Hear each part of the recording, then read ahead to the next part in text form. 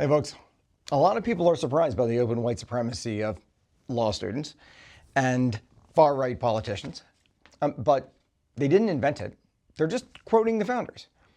And that's not my point. It's not the far right's point. It's not even a radical reinterpretation. It's the point of the founders themselves. Now, I was trained in the Atlantic School of History to understand the 18th century on its own terms, without the lens of nationalism or artificial lines drawn on a map. Go where the facts and sources lead, and don't romanticize these people. Don't romanticize that moment. Take them seriously on their terms. Read what they wrote. Study what they built. Understand all of the things in the context of the broader world in which they lived. Listen to what they said about who should be free and who shouldn't. We don't say they wanted a white ethno-state. They did. We don't say they opposed democracy.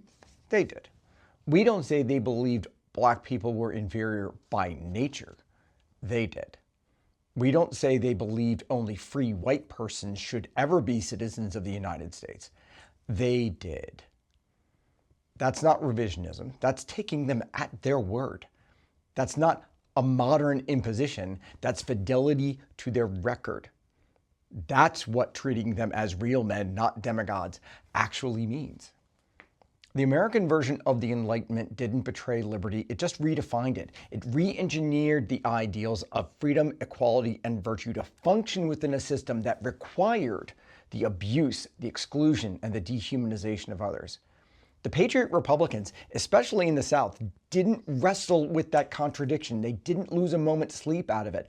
They resolved it by deciding that liberty for some required unfreedom for others.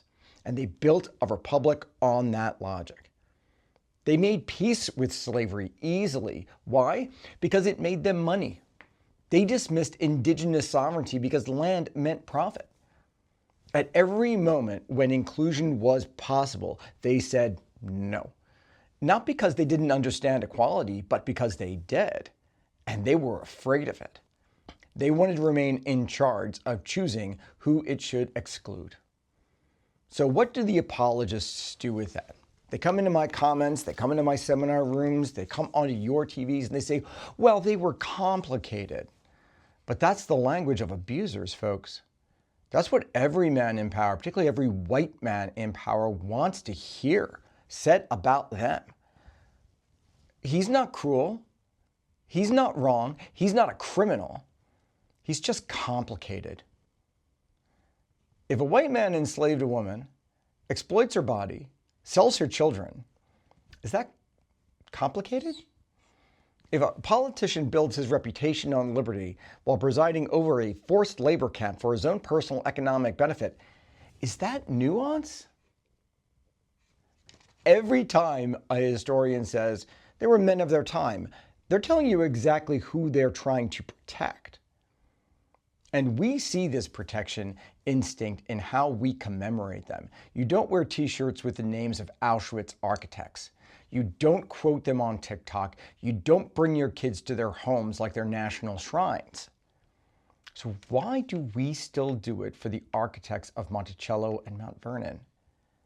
Why are we still quoting Jefferson on liberty when he wrote that black people were inferior and couldn't live in a free society with whites?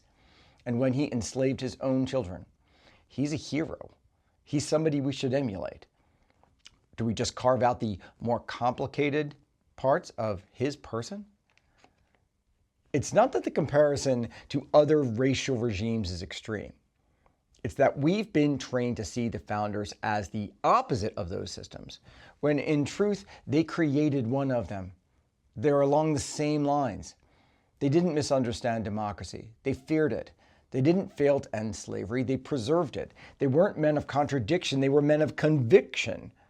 And they were absolutely clear-eyed about the costs because they believed those costs would be paid by somebody else. So this Independence Day, maybe stop pretending. Maybe declare your own independence from the lies being foisted upon you by apologists for the last 200 years. Understand America clearly so we can see where we might go together. The man who put this country together, who built it, did it for themselves. They excluded, exploited, and dehumanized everyone else who didn't fit their ideal of the free white citizen. And then they had the gall to call it virtue and to cloak themselves in honor. That's not complicated, and that's not worthy of your worship. That's a legacy we have to dismantle, not celebrate. Have a happy 4th of July. I'm going to go watch a women's soccer match.